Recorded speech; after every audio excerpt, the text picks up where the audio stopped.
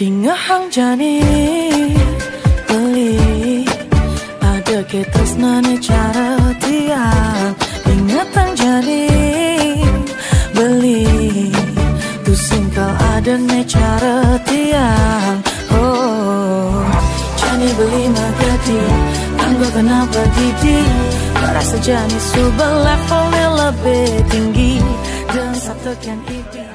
Om Swastiastu, saat ini Santi berada di mana?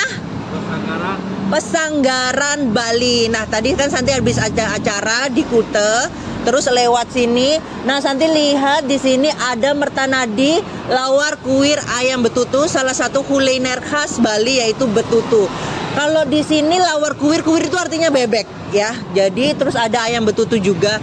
Bagaimana nanti keseruannya makan kulineran yang ada di Bali? Tetap di channel Santi Dharma Chandra. Om Swastiastu. Swastiastu. Nah, saat ini Santi mau kulineran khas Bali. Ini lokasinya di mana, nggih, Bu? Di Pesanggaran, Jalan Diponegoro Pesanggaran. Jalan Diponegoro Pesanggaran. Nah, di sini dengan Ibu Ketut nggih? Baiklah, dengan Ibu Ketut untuk kuliner khas Bali. Nah, di sini jual apa aja, Bu?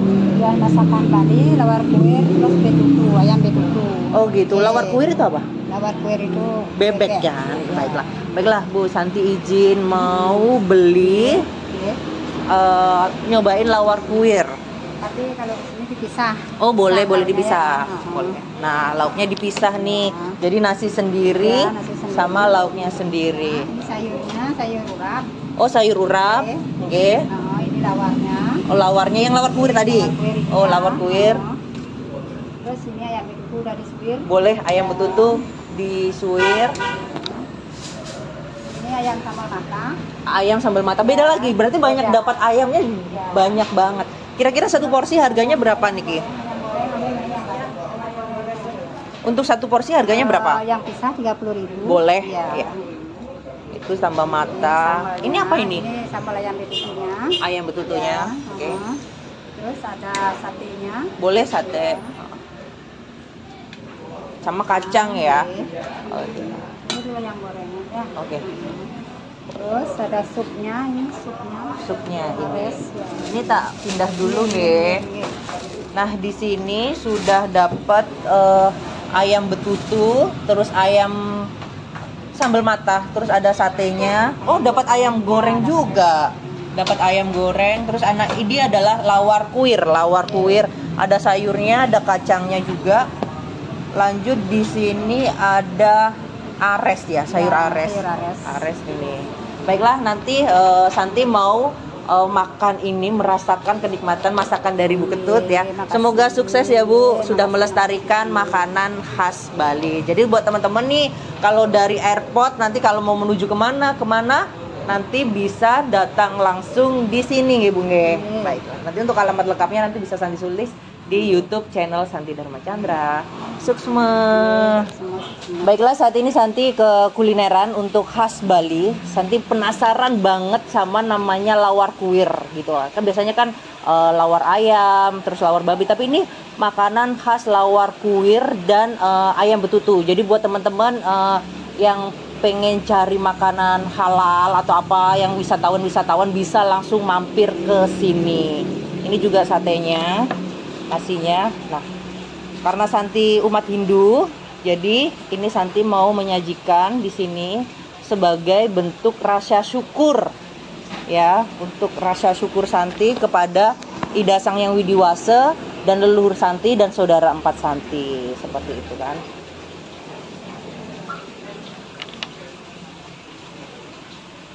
Oke lah. Jadi daripada Santi makan pakai sendok nih, kayaknya kurang seru, enakan pakai tangan aja. Nah, di sini juga dapat sayur ares. Sayur aresnya ada itunya loh. Ada ayamnya juga. Nah, oke, Santi makan ajeng dulu ya. Oh, ada bawangnya juga nih. Kita gitu. Ya, tuh. Ngajeng dulu. Enak banget. Kayak bumbunya tuh kalau orang Jawa bilang tuh medok banget gitu loh. Nah, di sini ini lawar kuirnya. Medok itu artinya kerasa banget karena bumbunya banyak banget, rempahnya juga banyak banget. Nih.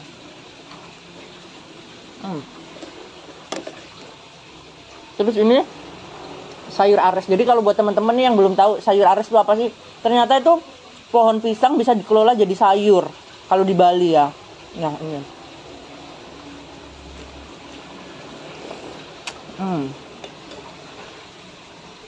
Terus ini kacangnya.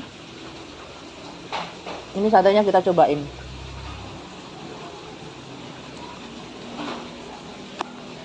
Enak banget. Dan yang jelas ini adalah andalan aku, yaitu sambal matah pakai ayam. Nih, diunyet-unyet gini biar lebih enak.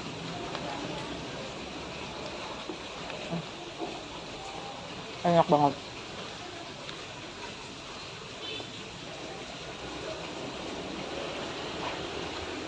Dapat ayam goreng lagi. Lauknya tuh banyak banget. Jadi puas kalau makan di sini. Ini ayamnya. Ini kalau di Bali ini gampang banget dijumpain itu es temulawak ya. Jadi inget zaman-zaman SD gitu loh.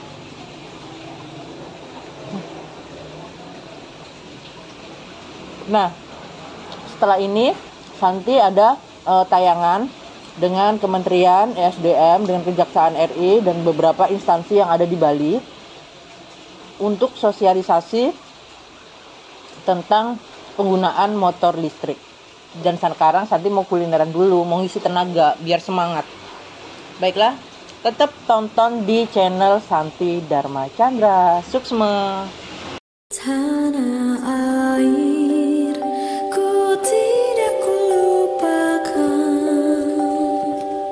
kan terkenang selama hidupku.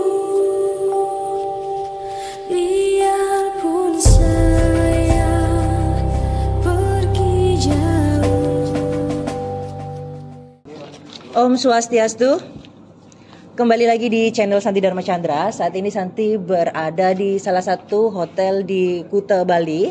Jadi untuk program tentang sosialisasi bagaimana perpindahan motor dari yang konvensional yang mulanya dari bensin ya, bensin atau bahan bakar, langsung move ke listrik dengan konsep-konsep program pemerintahan seperti itu. Nah, bagaimana untuk lebih jelasnya nanti kita bisa berdiskusi dengan Bapak yang luar biasa dari Kejaksaan, lalu dari Kementerian,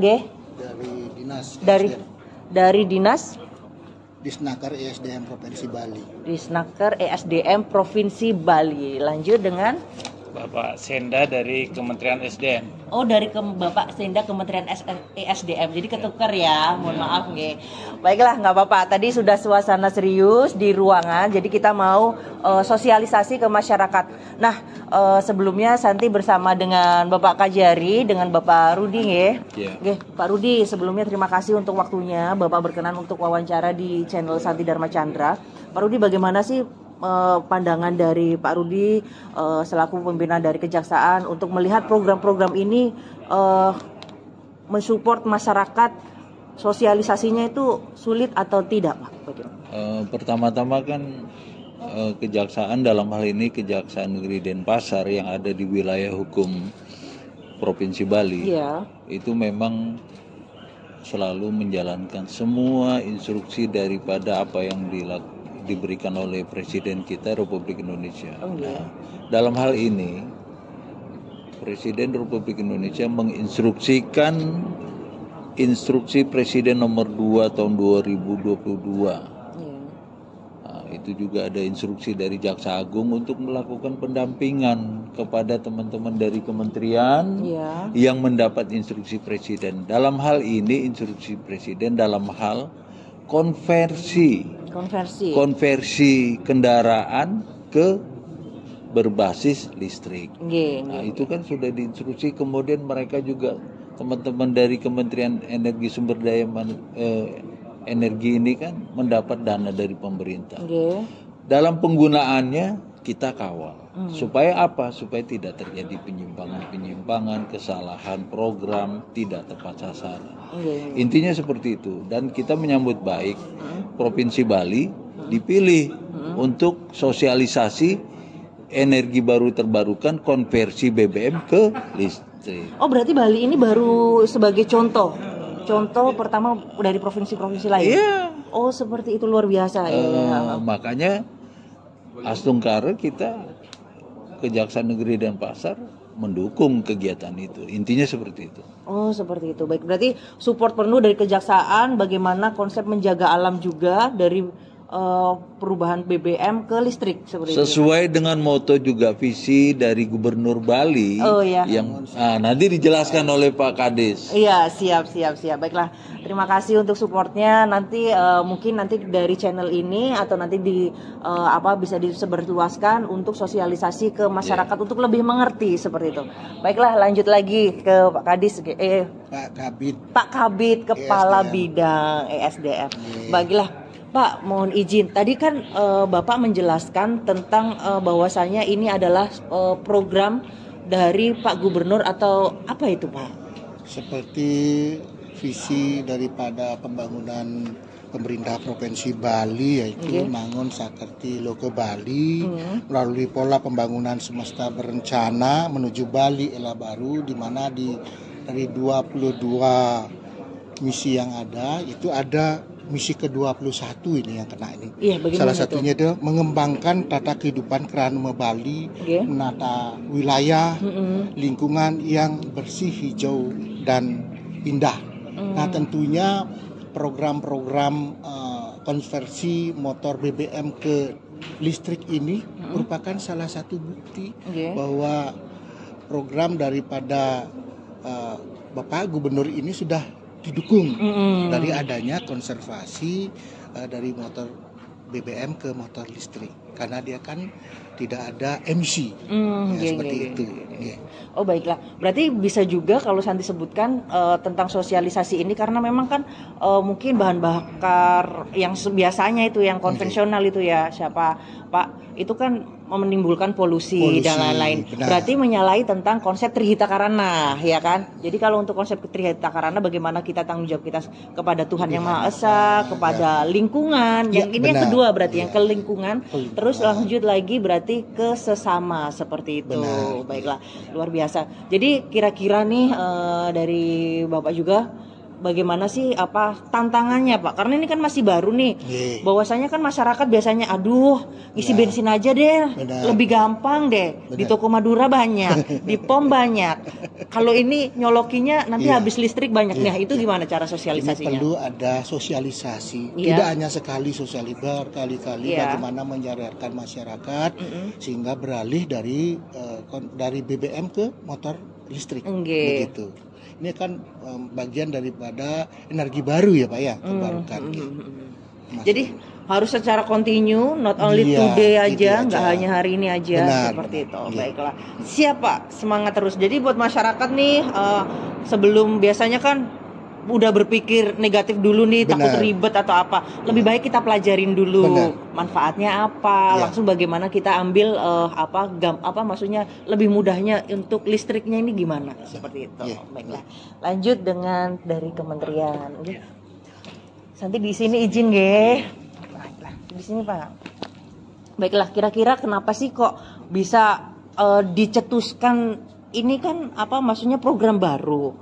Atas pertimbangan apa kira-kira ini, Mas? Ya, pertama kita itu pengguna sepeda motor terbesar ketiga di dunia ya. Kita sepeda motornya sekitar 130 juta. Setelah yang paling besar itu kan Cina, India, dan Indonesia. Dan sepeda motor itu mengkonsumsi BBM terbesar di Indonesia karena BBM sendiri kan kita tidak punya ya, kita impor. Jadi 130 juta sepeda motor itu mengkonsumsi 800.000 barel per hari, dan itu yang harus kita impor. Dari sisi ketahanan energi kita itu rawan. Jadi devisa kita habis untuk membayar BBM. Padahal dari satu sisi kita mempunyai sumber energi yang berlimpah seperti listrik. Listrik kita berlimpah dan tidak harus impor. Makanya pemerintah sejak berapa tahun yang lalu sudah mencanangkan ketahanan energi dengan melakukan transformasi dari energi berbahan bakar minyak kepada listrik. Jadi salah satu itu program. Keuntungannya kita tidak perlu impor. Kedua, lebih bersih. Jadi tidak ada pencemaran udara di kota-kota. Udaranya lebih bersih dan masyarakat lebih mudah mendapatkan listriknya, bisa di rumah saja mengecas, tidak harus ke pom bensin atau kemana. Itu kemudahan dari masyarakat dan lebih murah karena ini bahan kan tidak impor. Misalnya kalau kita dengan sepeda motor ini, ini adalah salah satu contoh yang udah move dari yang bensin ke listrik. Ini kita konversi pada saat G20 di Bali. Ini kemarin itu acara PLN event ada besar. 20 unit dari PLN Bali kita lakukan konversi di G20 yang untuk showcase ya. Dari untuk 1 liter kita bayar Rp10.000 ya. Bisa jalan 50 km. Kalau dengan motor listrik, kita cuma bayar Rp2.000 per kWh dan bisa jalan 50. Jadi seperlimanya biaya yang dikeluarkan masyarakat. Jadi jauh lebih murah kan? Benar-benar. Dan saat ini program pemerintah dengan biaya konversinya kan sekitar 15 juta. Pemerintah kasih bantuan sekitar Rp7 juta. Masyarakat hanya bayar separuhnya. Khusus sebagai yang disampaikan Pak Jaksa tadi, bahwa kementerian, lembaga dan Pemda diharuskan menggunakan kendaraan operasional listrik. Makanya kita membantu kementerian lembaga melakukan konversi. Dengan bantuan pemerintah sebanyak 350 unit tahun ini kita melakukan konversi. Pak Jaksa sudah bersedia memberikan 4 sepeda motornya ya Pak untuk kami lakukan konversi bulan ini ya Pak. Siap. Terima kasih. Berarti ini yang dicontohkan oleh pejabat dulu baru disosialisasikan ke masyarakat. Jadi Santi ulangi lagi bahwasanya ini kan terkait biaya Pak, pemikiran dari masyarakat karena Santi juga masyarakat seperti itu. Jadi kalau misal nih contoh-contoh 1 liter bensin udah mencapai 50 km tadi kan. Tapi kalau dengan listrik itu bisa lebih murah dengan 2.000 aja itu per kWh seperti itu. Nah, takutnya kan orang-orang aduh listrik mahal nih, udah ngisi token nanti ngisi lagi gitu kan. Ternyata perhitungannya seperti itu ya, Pak. Jadi nah, ini terus nih, misal Santi punya motor nih. Motornya masih pakai bensin ya Pak. Terus bagaimana caranya agar motor Santi bisa jadi ke listrik? Masa harus beli motor lagi? Kan nggak mungkin. Atau gimana itu caranya? Caranya nanti bisa kami sudah melakukan BIMTEK. BIMTEK itu pelatihan ke bengkel-bengkel di Bali ini. Oh, berarti ada bengkel-bengkelnya? Iya, sudah ada 3 bengkel di Bali yang kita latih untuk melakukan konversi. Jadi nanti Mbak Santi bawa sepeda motornya ke bengkel untuk dilakukan konversi. Oh, seperti itu. Dari biaya 15 juta itu mendapat bantuan pemerintah 7 juta. Oh, jadi ada subsidinya hampir 50% dari pemerintah ke bengkel-bengkel tersebut ya. Iya.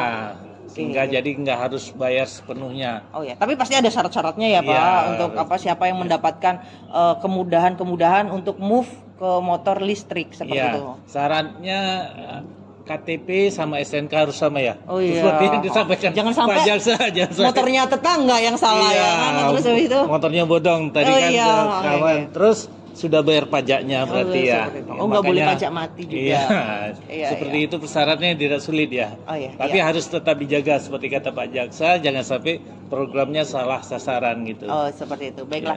Jadi semangat banget nih dari support dari pemerintah setiap instansi yang ada di Bali, bahwasanya semoga Bali bisa menjadi contoh untuk menjaga alam. Amin. Jadi untuk masyarakat nih yang belum tahu, karena biasanya ya namanya netizen ya Pak, overthinking dulu. Jadi pentingnya sosialisasi terus menerus dan untuk pejabatnya jangan lelah untuk kita untuk mensosialisasikan ya Pak, seperti itu. Baiklah, terima kasih untuk diskusinya yang sangat menarik. Pak kameramennya bisa maju sebentar, stop. Nah, di sini baiklah. terima kasih buat kejaksaan, terus dari Bapak juga dinas, terus dari kementerian juga sudah memberikan support ke masyarakat bahwasanya bagaimana kita menjaga alam dengan move dari motor yang dari bahan bakar bensin atau bahan bakar apapun ya, terus ke listrik seperti itu. Jadi untuk perhitungannya, rupiahnya, nominalnya juga sudah diperhitungkan seperti itu. Baiklah, terima kasih. Mari kita tutup dengan Parama Santi. Om Santi Santi Santi Om.